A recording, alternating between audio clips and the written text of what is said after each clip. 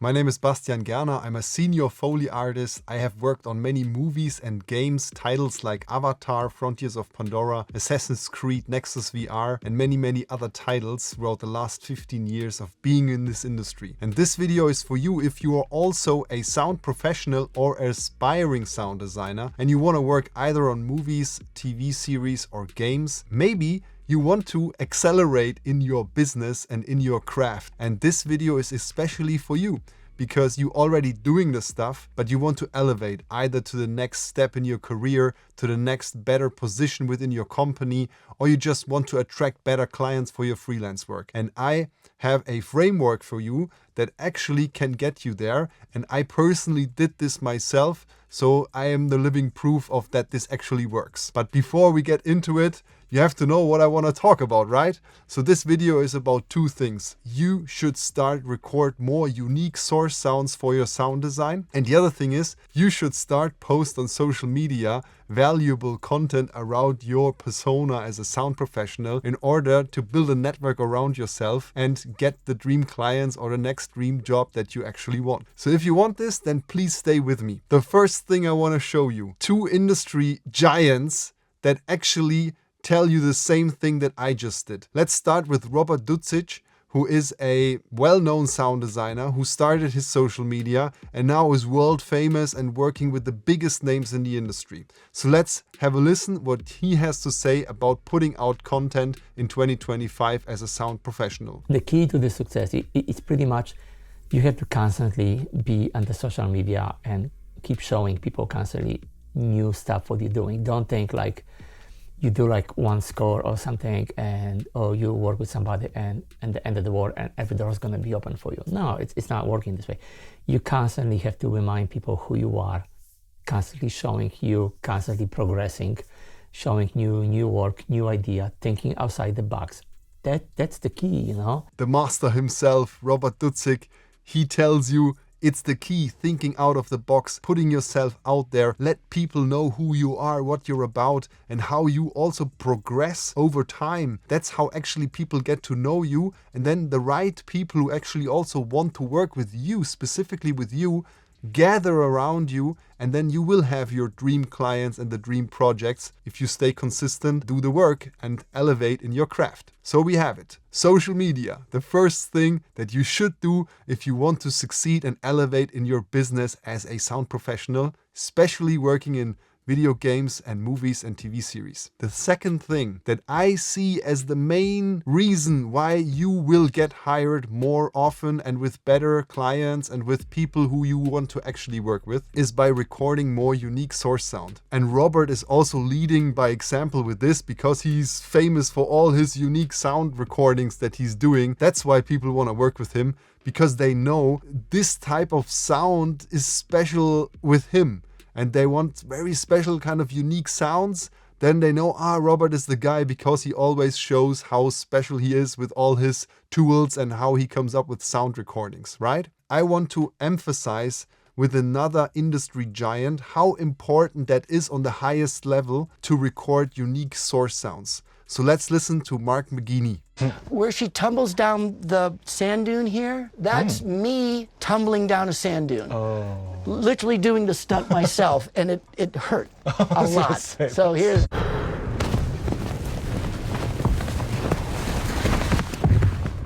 I just wanted that to be something real. We knew that anything to do with sand, we wanted to try. We did fake Foley. We walked around with microphones in front of our feet until we could get to Foley. We had to cover all these really unique sounds. These really unique sounds, you want to gather them, right? And I know many of you, if you are a professional already and you work on a very high level, you will be recording a lot of source sound for your projects. My time at Ubisoft, I recorded everything. All the design work, for example, the harvesting system in Avatar. I recorded a huge library with all different fruit and vegetables and designed from those source sounds. I was working there as a senior Foley artist, so it was kind of obvious that I will record a lot of stuff.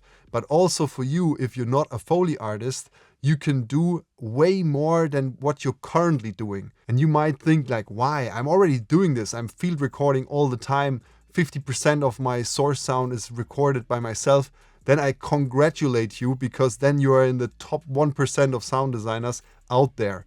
But if you still want to do more, I have a really good thing for you that you could also use in your home studio, in your edit suite, or in your company, wherever you work from. You could actually build a little Foley corner in your room, and that would make you able to record even footsteps and proper impact sounds from within your room without having a Foley stage, let's say. And I give you a little hint. The one thing that you might not think you need this little foam here. That is called Xylomer. So I have different varieties here, blue one, red one, then here this one. It is even named with how many kilogram it will absorb. So this material is really key to you setting up your home studio. And now I'm gonna tell you a little bit more about my story and how I found out about this foam that actually changed everything for me as a Foley artist who works out of ADR stages in non-ideal rooms, right? Here it is. I'm working in the movie since 2009. And then I worked on 5 years for Ubisoft doing Avatar, which was actually nominated for Best Game Foley, alongside with Formosa, who did a lot of Foley, and I added to their work. And yeah, many movies I worked throughout the last years. As I'm more freelancing now, I work on movies again as well, which I really enjoy. But how did I actually get to that point that I started working on movies? It was starting with music. I can show you a little bit about my journey here. I was basically dropping out of school age 18 and then founded my own first recording studio, being a rapper myself and then an engineer for my crew, and then everyone brought their equipment to this place. Then after a couple of years, I moved to Berlin, interning at a recording studio, and then recorded my first album in there. After that, I started as an apprentice, and I will go about this more in detail, and then used the facilities of the studios I was working at for my second album. Today, I operate out of my own studio and have my third album in the pocket, basically not releasing it because I cannot make proper content around it now. But I'm doing workshops for youngsters and mentoring them through music. So I'm very passionate about mentoring, but let's start with the post-production journey. So as I was married early on, I wanted to have a proper job, and I never really made it in audio as an engineer within the music field because I prioritized my own music as number one always. And then I switched priorities after getting married age 23 to film. And I wanted to study at a university, but they never accepted me. And then I reached out to the industry, cold calling and asking people that I knew about how to enter this industry.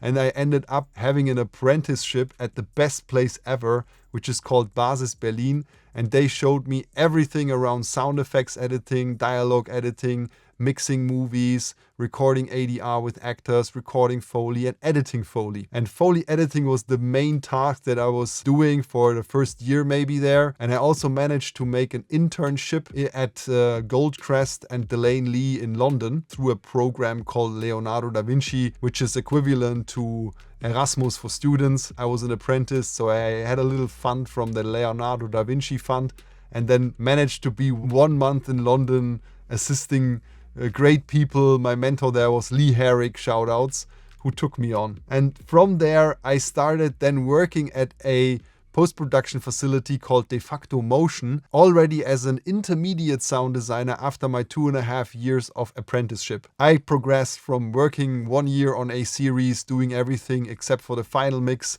and of course hiring out the Foley, but editing Foley, dialogue, sound effects. I did everything for the whole series for 1 year. Then we upgraded to movies. I worked on event movies, 5.1.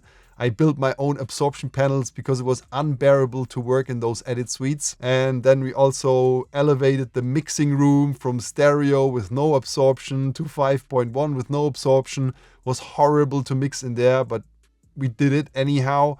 And then eventually the room looked like that. In this meantime, we also built a studio, which was, the idea of having that studio was already like 2.5 years prior to when it actually happened. This was the area which was next to our studios where we were operating. And then after 2 years, let's say, we started building the thing. In those 2 years, I was asked early on if I want to become a Foley artist. I was working as a sound effects editor, using only library sounds because there was just not enough time for us to record Foley or field recording or source sounds all the time, because we were like working mainly on TV stuff. So it was tight schedules and you have to be very efficient. But luckily I came from my apprenticeship working only on cinema projects. So I had a very high quality standard. And throughout those years, I managed to keep up that standard and reducing the amount of time I used to get there. People liked me around there because I came up with like proper cinema sound with TV budgets, and that actually convinced even TV directors that they wanted to continue working with me after getting me like assigned for the first time. And we only recorded rarely when there was an opportunity. For example, we did one movie for a trash disposal movie around the Berlin trash disposal facilities or company with A-list actors from Germany. And then we actually went out and recorded the garbage truck and some of this stuff that was needed for the movie. But aside from that, I only went out recording ambiences when I had no project. But you know, for the projects, recording on a daily basis within my edit suite in a little corner, that was not really a case for me. And this is something I developed over the years by being a Foley artist. So I'm really advertising that you should also start doing this, because this will elevate your craft like a ton. Imagine you can record proper Foley stuff like impacts, all your physics objects for your game yourself, and you don't have to hire a Foley studio. Especially when you're like prototyping or you're early stage with your game, you can do this all yourself with a little technique that I can show you basically. So here, the studio, that was basically the beginning of it. And we were experimenting in ADR room. We used different types of absorption methods in order to get around this low boomy resonance that the room was giving, although it was a proper built studio with 0.2 seconds of reverberation time. We tried different room microphone techniques, and nothing really worked in there. And then here you can see we used different foam then from the construction side, also was way too noisy. And then only after a year or so, there was a guy introducing this little blue foam here, which is called Zulomer. And I showed you this before, you know. This is really the secret sauce to recording Foley in a non-ideal room. I am teaching this in my academy, and I can teach you how to get there. And I'm showing you this because it actually really worked for me, even on the highest level. I was hired at Ubisoft, then after working a couple of years as a full-time Foley artist in movies, I packed all my stuff and they promised me a proper Foley stage. That was also a reason why I wanted to move there. In the end, I just used this vocal booth that I organized for them as an interim solution until the studio was there. But I worked there for 5 years and the studio was never there. We planned everything. Pete Burgess, shout out, gave me consulting on how to build the floors in there. I gathered so many props over the years for them. All the sounds were recorded in this little 11 square meter booth from Boxy, shoutouts. I recorded everything in there, and there you see like what I actually used. My modular surface with the Zulomer pads around it and a special technique with different microphones. And the secret sauce here is the SM7B, because in a non-ideal room, you have to cut a lot of low end in order to get a clean signal. And then the trick is to get it back with a dedicated low-end microphone. And that was good enough for working on Avatar and Nexus, Assassin's Creed VR. I, for example, did the whole sound design for the harvesting system on Avatar in this room. That should be the proof that you can do this too. Of course, there are restraints with loudness or noise like bleeding into your room. That is another topic. But maybe you consider then recording at night, and then you can really elevate in your sound design game. That's the thing you should start doing alongside putting out content. I am the living proof that doing content really works. I started 2 years ago posting just rarely, but then I started posting daily, only about Foley, and then my channel blew up. I now have almost 60,000 on Instagram. I started YouTube early 2025, grew this to 1,200 followers within a couple of months, and I also have around 10,000 followers on LinkedIn. All my current clients in 2025 are coming through social media. I work as a freelancer now for 2 years alongside my content creation journey, and in the first year I had some clients that were like old contacts from Berlin. I just called him and then he sent me one movie and I worked on that movie. So then the company gave me a lot of movies last year. And then even other companies who co-worked on those projects also started sending me work because they liked my Foley. So that was one angle, and that is still true for everyone. You deliver great work and then the word of mouth gets you new clients. Now the industry shifts and Germany has a real recession, whatever, I don't know. This particular client hasn't sent me work, and all the work that I got is really from clients that I met through Instagram and LinkedIn. And that is something that you can also start doing. If you are willing to put out valuable content, ideally you also put yourself on camera and then you can show the world what you're about. I'm actually teaching this in my academy. In this private membership, I teach you 2 things: how to set up your individual home Foley corner, and I teach you all the best practices, how to operate this with my special microphone technique. Then you can go ahead and start recording really high quality Foley sounds from home, from your edit suite, from your pre-mix room, wherever you want to do it. You can definitely go to a very high level and record this fake Foley before you even go to Foley. And the other thing is, I can help you setting up your social media, giving you all the best practices that I have gathered throughout the last 2 years. So if that's interesting to you,